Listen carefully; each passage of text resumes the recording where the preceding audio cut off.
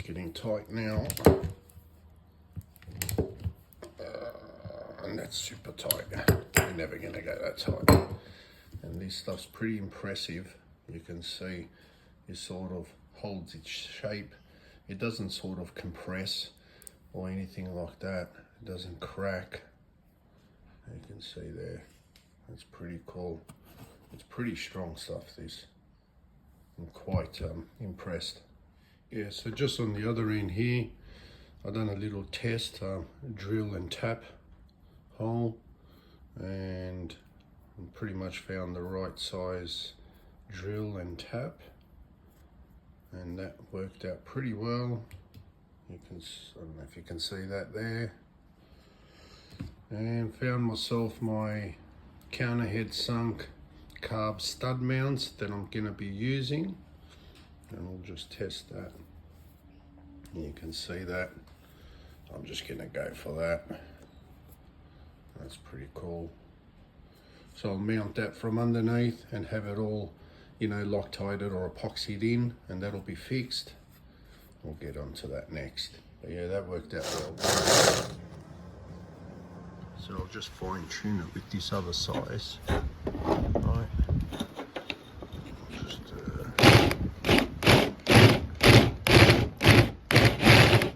that's it. Let's give that a try.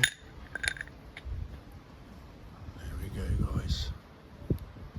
And that's actually, let's go test this. So that's the threaded test piece I did. That'll be the plate from underneath. Let's just go see if all this would work. And like I said, these are just off-cut pieces. So there's got some jagged edges around the backside and things like that. But let's just experiment on this first. All right, that's about tight. Okay, and that's how it'll be, guys. It'll just be countersunk like that. There we go. See what I mean? It'll protrude through like that, and done. So I've drilled out the actual piece you can see here, and I'm just going ahead and just tapping it and just prepping it now. All right, let's just see if the gasket will line up with this piece. I'll just do a quick test with these studs. There's the gasket. It's looking good so far. That's nice and firm, guys. So that's not bad. Studs are pretty vertical. Not bad for a hand drill, hand tap job. Eh? I'll just run the plate now, do the chamfers. Probably set that, bond that first overnight or something, or for 2 days. I'll keep it bonded with some silicone, and then she's good to go. All right, so all the chamfers are done now. Studs are installed. Let's just see how that looks. So like I said, they're basically 0.5 millimeter sunk in, which is perfect to me. I mean, I think that's good enough. It's badass. And like I said, they're quite vertical. These studs are a little bigger than what the Holley Carb studs are, just by like 0.5 millimeter more in diameter. And yeah, it worked out well. So that's what I mean. And we'll just test it. You can see, just show you. So you can see there, doesn't catch. And they're all, it's all sunken in, and that's what you want. You want them slightly in, because when you clamp this thing, you know, you don't want a high spot, obviously. Just fit the spacer to that. That's basically it. It's going to bolt down. So let's slip over one of these old gaskets. And I'm pretty impressed with the way I've tapped all these studs, and they came out quite vertical, pretty much spot on. And it's a super not tight, but I'll say a firm fit. which I'm impressed with, you know. And like I said, that's, you know, you get that when you do things by hand. You see that, you just slip the gasket right down. And this adapter plastic thing still has its film, protection film on there that I'll peel off right at the end. And that's just how it's going to be, you know.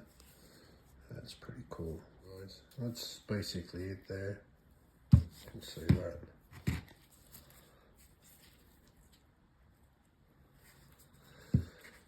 Chamfered carb mounts. And I'll just neaten up all the outside next. And so there's a gasket in there, your spacer, another gasket on top, your carb, you're good to go. Place that onto that adapter. Bolt down your bolt, and she's good to go. Obviously, I might just make up my own gasket here instead of ordering a new one from Detroit Diesel.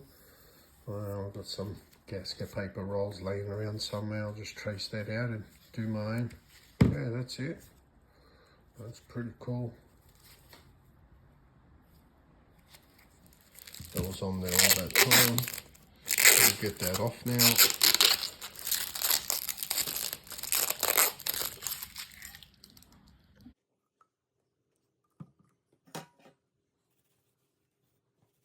Okay, so after quickly washing these pieces outside, I'll just go over and wipe the mating faces with wax and grease remover here to get the two surfaces really clean before applying this stuff here. It's automotive grade gasket silicone, and I'll just apply a thin layer across the whole surface, and I'll just permanently bond these two pieces together.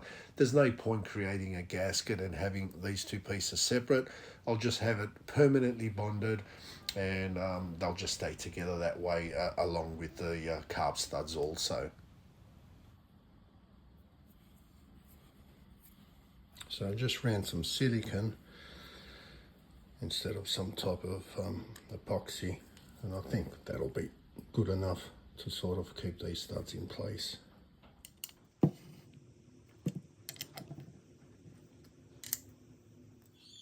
There it is, guys. So that's all fixed now.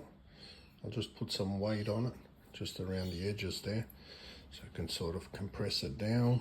And plus the studs are pulling it through anyway, via the threaded tab there and through the chamfer, and sort of compressing it as I tie it in. So yeah, that's cool. Just gave it a wipe over.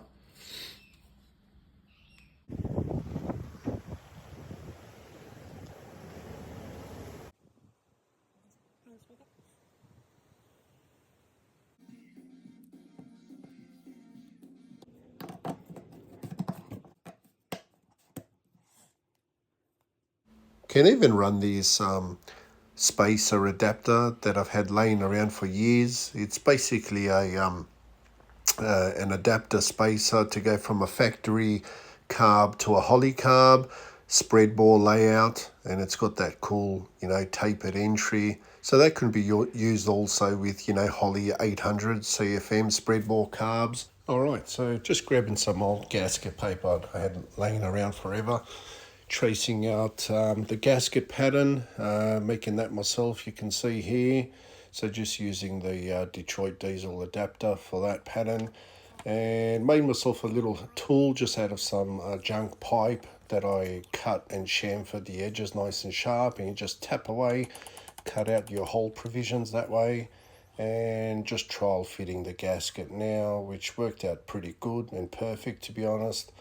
There's the carb adapter I've made on, and all right, good to go. We'll change it up a little bit, and we'll go with this spacer after all, and ended up hacking off all this ugliness to it, and neaten it all up a little.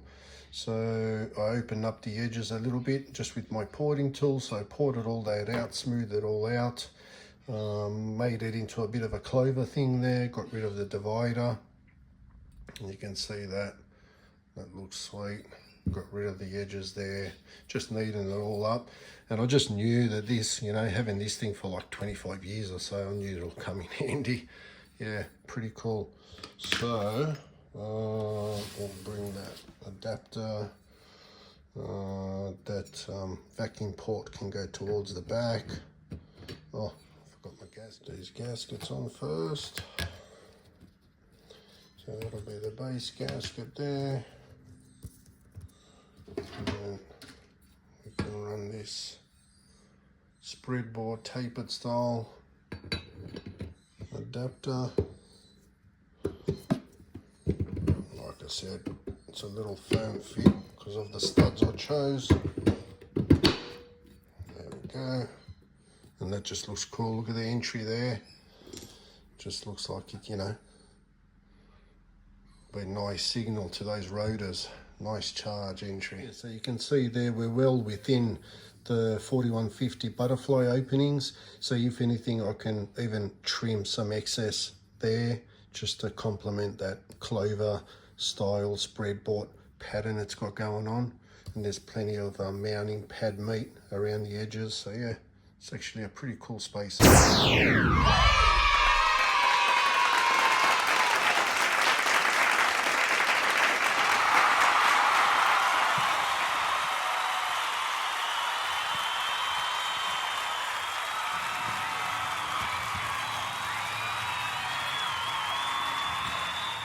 Now that's badass.